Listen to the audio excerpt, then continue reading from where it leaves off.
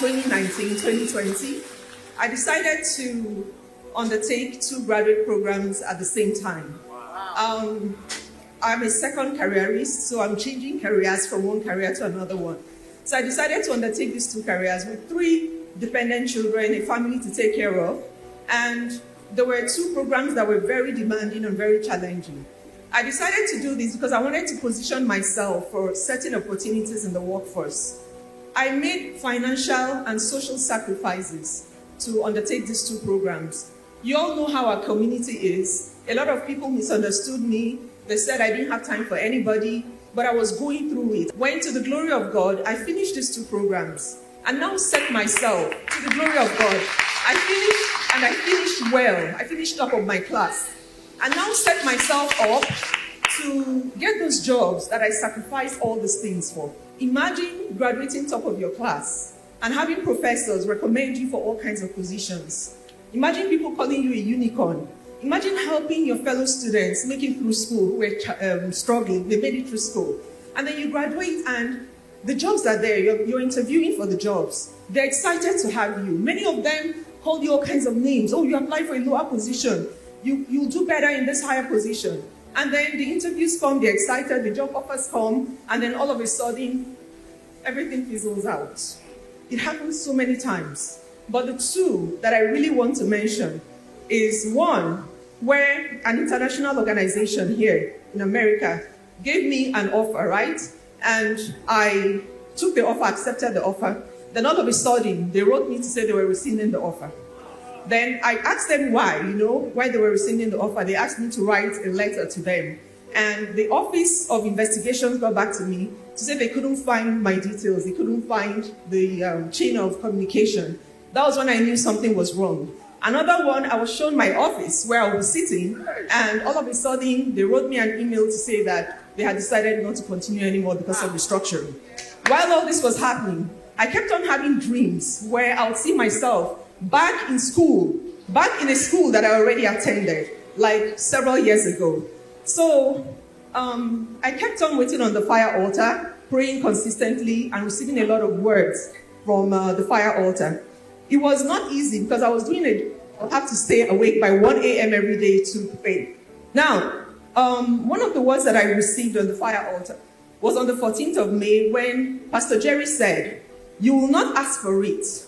It will just enter your hands." You will see 3 men. You will see 3 men going up to the temple of God.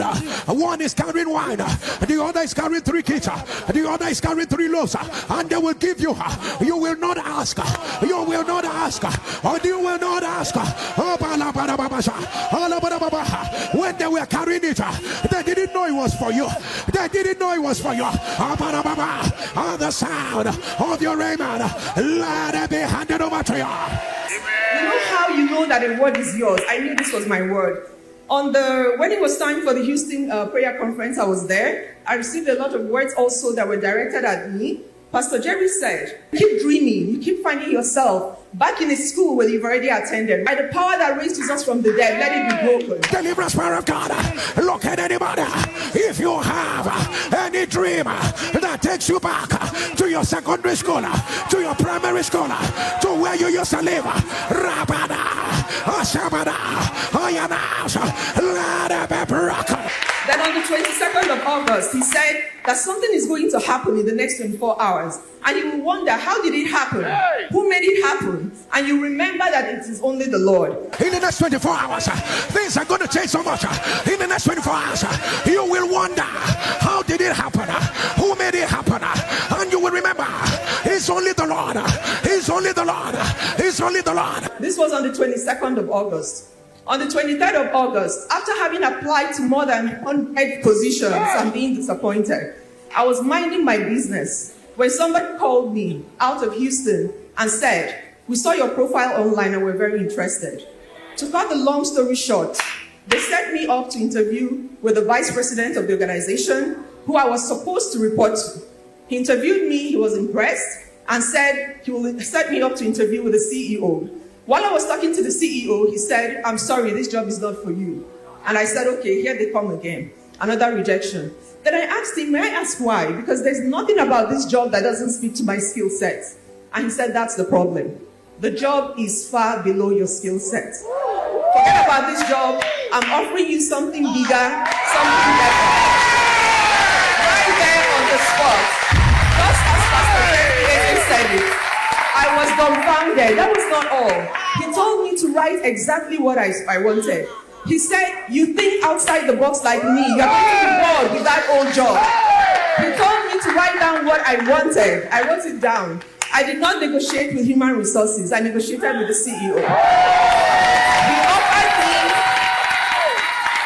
when I was praying to God, I asked him for a job that was lying down in green pastures and being led by quiet waters. That was exactly what God gave me. He offered me a director position to employ people under me and report not to the vice president, but myself and the vice president will be reporting to him. But please, permit me to say this. The testimony is not in the financial upliftment. My major testimony is in the making that happened in my waiting. I just want to tell you that I had never suffered for a job before in my life. And it's easy for me to begin to think that it is by my power. God showed me that by strength shall no man prevail. In the waiting, God humbled me. God made me more empathetic. God made me to begin to seek his face and his heart and not just his hands. That is the greatest part of the testimony. And I'm here. I give God the glory. Because what God cannot do,